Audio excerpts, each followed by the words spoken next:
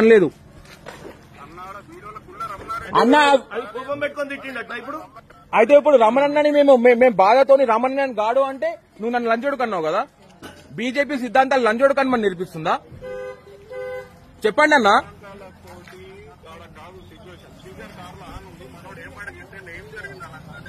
అయితే నువ్వు లంచోడు కని అంటావా? అయితే లంచోడు కంటావా అన్న? అయ్యవకి అందు ఎవడైనా అయ్యవకే ఊడతారు కదా.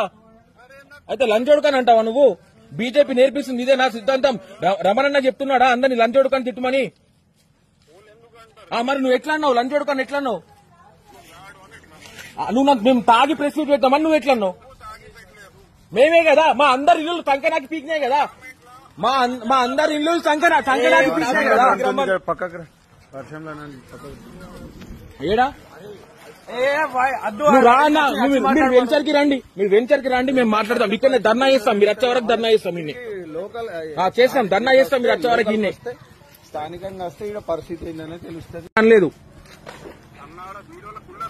అన్న. కోపం పెట్టుకొని తిట్టిండట ఇప్పుడు. అయితే ఇప్పుడు రమణన్నని మేము బాధతోని రమణన్నని గాడు అంటే నువ్వు నన్ను లంచోడు కన్నావు కదా. బీజేపీ సిద్ధాంతాలు లంచోడు కనమని నేర్పిస్తుందా?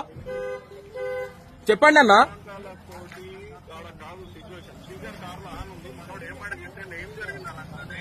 అయితే నువ్వు లంచోడు కని అంటావా? అయితే లంచోడు కంటావా అన్న? అయ్యవకి అందు ఎవడైనా అయ్యవకే ఊడతారు కదా.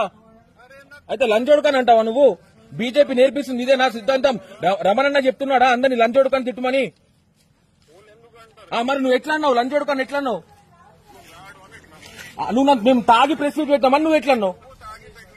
మేమే కదా మా అందరి ఇల్లు సంకనాకి పీకినాయి కదా. మా అందరి ఇల్లు సంకనాకి పీకినాయి కదా.